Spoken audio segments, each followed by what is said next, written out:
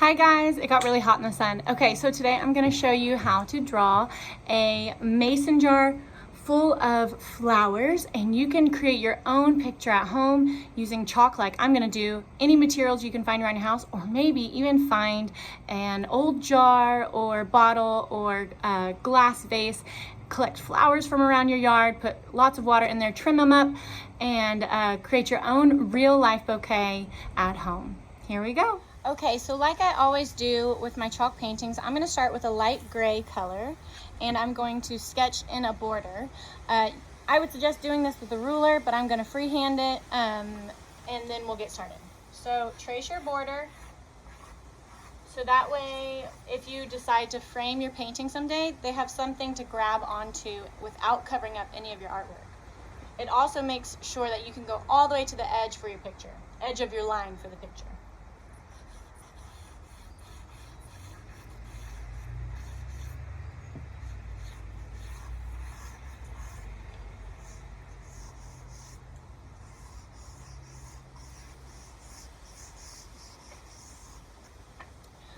Okay, so now I'm going to draw my horizon line. That's just a flat line across the table that separates the background from the foreground.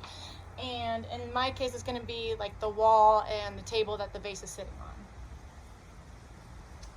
And I'm not going to put it smack in the middle because then it might be a little boring. I'm actually going to go a little bit below halfway.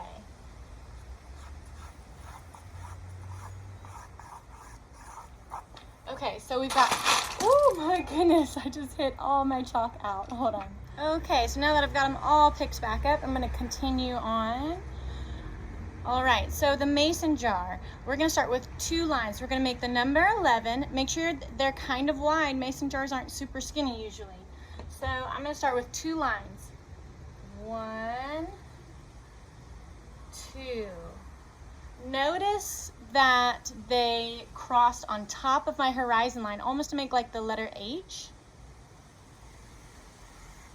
Like that. Now, jars are round. They're not like a cube or a rectangular prism, so they're going to be curved on the bottom. So I'm going to draw a curved line around the bottom like that. And I'm going to go a little bit below the top of those lines, and I'm going to draw another curved line. And you kind of want it to be the same amount of curve as the bottom. You don't want to be super dippy if the bottom one isn't super dippy. If it's super, if it is super curvy or dippy on the bottom, then do make the top to match it. All right, so there's that. Now I'm going to do another one because mason jars have those lips. The lip where the threading is, okay? Normally you could draw a whole oval, but we're gonna have flowers in there, so we're not gonna see the back side of that lip. Now, they kind of bubble out from that lip, so now I'm gonna actually start right here on where the bottom of that lip is, and I'm gonna curve out just a little bit, curve out, and then go down and touch my curved line there. Okay, same thing over here. You're going to kind of come out just a little bit and come all the way down, then touch that line there, just like that. We still have those lines there, and I'm going to use those to our advantage and create shines out of those since the glass is going to be shiny. Okay, we can see the oval on the bottom though, so we've done our curve here. Let's go ahead, since it is glass, we're going to draw the top part of that line, or kind of like a rainbow right here, so it looks like we can see the whole bottom of our mason jar now. Okay, and you want it to connect right here where that curve started underneath. Okay, so now we've got the basic start to our jar. I'm gonna go ahead and start adding some flowers on top. You can do whatever kind of flowers you want. What I like to do is I start with my larger flowers and I space them out, and then I fill in little types of flowers in between using ovals or star type shapes, and you can stack them or you can spread them all out sporadically. Man, that wind is really taking off today. sporadically, and then I go in and I add all the leaves, which is like a rainbow with a smile, okay, to make that leaf shape. And then I'll show you how to do the stems once we do all the flowers. Okay, so I've drawn some rough shapes to leave some space for the color on my flowers. And now I'm gonna go ahead and draw the stems. You don't have to draw all the stems, because remember, we are gonna be filling in and we are covering up with some of the flowers, and we'll be filling in with color later, and we can go back on top since the stems are kind of thin. So I'm gonna draw some lines that go down here, but they're not gonna actually touch this bottom here, the bottom of the jar, because that's gonna be glass, not open space. It's not a voided space. And I'm making them look thick, okay? By drawing two lines next to each other. I'm not just drawing a whole bunch of individual lines. I'm drawing the line that goes with it. So it is 3D instead of just a 2D flat line. Okay, and you can draw some short ones. Maybe they don't reach all the way. And they can crisscross and all that jazz. Okay, so now I'm gonna go ahead and block in, I'm gonna add some leaves. I forgot to add some leaves. I'm gonna add some leaves up here, like that, to add some leaves, kind of filling in. Okay, and now I'm gonna go in and I'm gonna block in my background. That's the wall behind my flower vase, and then I'm gonna block in the table underneath.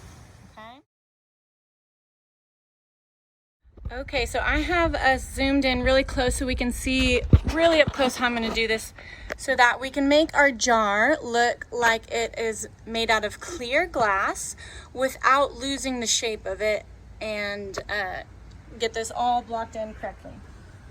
Okay, so some quick trips, or not trips, some quick tips. I'm going to take my gray that I used for the background here, and remember, this is a table line, so I'm gonna go ahead and go down to the table line and put a little bit of reminders down here so I don't forget I need to stop the gray right there. Notice I didn't put any right here, okay, on this little outside segment that we drew. Right here, that light gray. Then I'm gonna carry it on up alongside the stems, because this is a stem, okay? And I'm gonna stop it, well, no, I'll keep going all the way up to that lip there, okay? So go ahead, and then we're just filling in that background area around the stems, okay? Get all in between those little lines.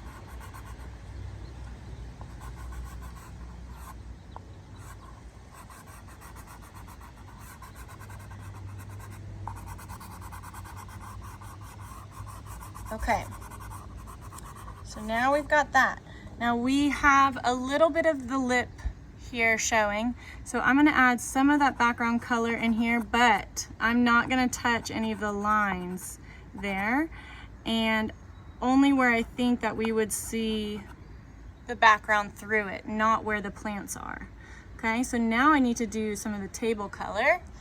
And get my table colors, that brown. And same thing, I'm gonna go start at that horizon line, and I'm gonna mark my reminders without going on that outer edge there.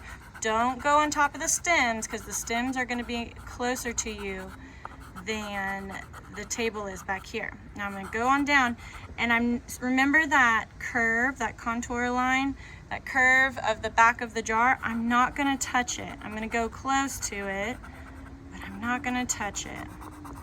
Take that brown all the way down. Okay, then I'm gonna go ahead and go in this little oval area here, and I made a mistake there by adding too much gray, so I'm gonna cover it up, and I'm gonna come around here, and I'm not gonna touch the bottom. I am gonna go ahead and touch the bottom of the stems, but not the bottom of the jar. Now this is just one way you can do glass. There's obviously a whole bunch of other ways you can do it. This is just the way that I'm teaching you today. And essentially what I'm doing is I'm leaving kind of like a little halo around my jar. Can y'all see that white halo that we've created around the contour lines of the jar? Okay, finger, I'm going to slightly blend in those colors just a little bit like I did earlier for the whole background. And I'm going to go ahead and add in some water. Actually, no, not yet. I'm going to go ahead and color in my stems, and then I'm going to add the water. And I'll show you how to do the water in just a second. Like an olive green for my stems. And I am going to go all the way to the edges on these. And I'll add a darker green where they overlap, kind of like creating they're creating little cast shadows on each other to show that they are layered within there. Okay, so I'm going to do that. Get that stem blocked in. That's going to be a leaf coming down into the water a little bit. Okay. I'm going to add just a little bit of that green color where the lip goes, right in here, without really touching so much the edge. Like that. So it's kind of like I've left a bunch of white in there. Now I'm going to go ahead and add my dark green color to create the cast shadows from one stem onto another, and from the jar and the leaves and all the flowers up here.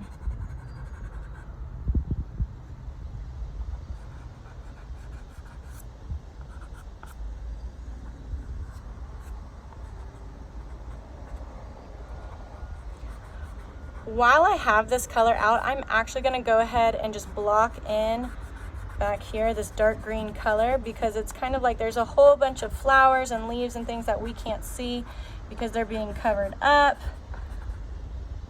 back behind all those plants, okay? Because you don't want to leave that just like empty white space. You want it to look full, like you picked all the best flowers to be displayed on the table for the bouquet. Okay, just like that.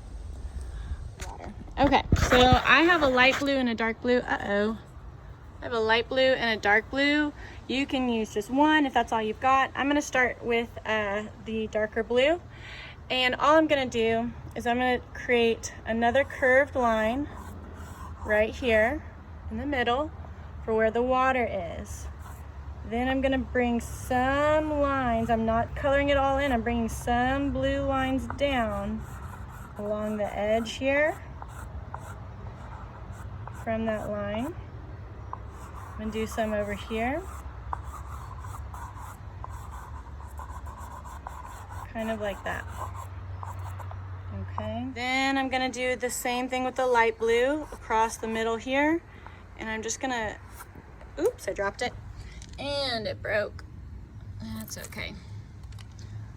All right. With the light blue, you're going to add some of that light blue coming down like that. See why it's important that we did the stems first? Because otherwise with the chalk, we would have smeared it if we tried to do it later. And I'm just pulling it down like that. Okay, so we've got some water. I'm going to take that light blue and I'm going to put some light blue right here along the edge of my glass now, and along that line to kind of create some shines on my mason jar. And I'm going to take that light blue and I'm also going to put a few down here on the bottom to fill in a little bit there, make it look super shiny there on the bottom.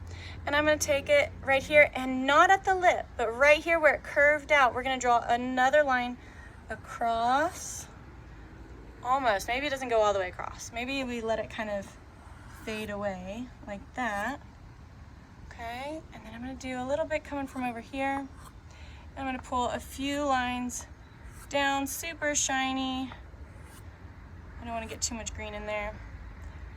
Like that. And then I'm going to add a few of these shine lines in a linear fashion to make it look like the threading on the top of that mason jar lip. Like that.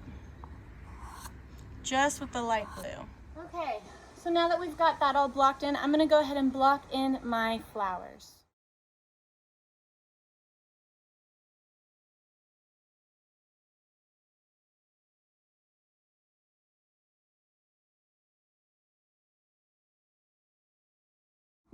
Whew. Okay, so that is it for our mason jar vase full of flowers.